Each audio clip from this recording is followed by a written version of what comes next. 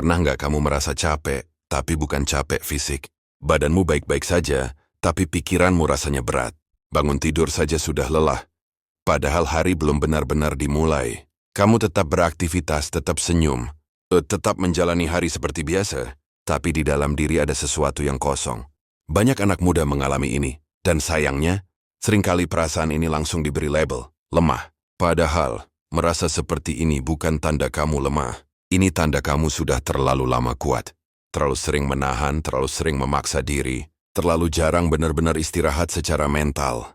Kita hidup di masa di mana semua orang dituntut untuk cepat, produktif, dan terlihat baik-baik saja. Media sosial penuh dengan pencapaian, kebahagiaan, dan versi terbaik orang lain. Tanpa sadar, kita membandingkan hidup kita dengan potongan kecil kehidupan orang lain yang sebenarnya tidak pernah utuh. Sejak kecil banyak dari kita diajarkan untuk tidak mengeluh. Kalau capek dibilang kurang bersyukur. Kalau sedih dibilang kurang kuat iman. Kalau gagal dibilang kurang usaha. Akhirnya kita belajar satu hal, menutup perasaan. Kita belajar bahwa yang diterima adalah hasil, bukan proses. Yang dihargai adalah kuat, bukan jujur. Maka ketika mental mulai lelah, kita memilih diam, karena takut dianggap manja atau berlebihan. Masalahnya, mental yang lelah tidak selalu datang dengan tangisan atau drama. Kadang ia datang dalam bentuk kehilangan minat.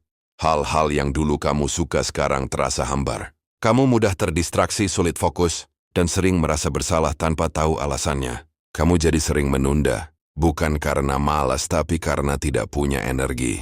Dan ironisnya, dari luar kamu masih terlihat normal. Tekanan anak muda hari ini tidak sederhana. Tuntutan karier, ekspektasi keluarga, ketidakpastian masa depan, dan standar hidup yang terus naik membuat banyak orang merasa tertinggal. Kamu merasa harus cepat sukses, harus tahu arah hidup, harus punya rencana besar, padahal di dalam diri kamu sendiri sedang kebingungan. Ketika realita tidak sesuai harapan, yang disalahkan seringkali diri sendiri. Mental yang lelah juga sering disalahartikan sebagai kurang disiplin. Padahal, ada perbedaan besar antara tidak mau dan tidak mampu. Orang yang mentalnya lelah bukan tidak mau bergerak, tapi energinya sudah terkuras. Seperti baterai yang terus dipakai tanpa pernah benar-benar diisi ulang. Kalau terus dipaksa, yang terjadi bukan kuat tapi rusak perlahan. Kabar baiknya mengakui bahwa mentalmu lelah bukanlah kelemahan. Justru itu langkah pertama untuk pulih. Mengakui bahwa kamu capek berarti kamu jujur pada diri sendiri. Kamu berhenti berpura-pura kuat hanya demi terlihat baik di mata orang lain. Dari kejujuran itu kamu bisa mulai bertanya, apa yang sebenarnya aku butuhkan sekarang? Istirahat bukan hanya soal tidur lebih lama.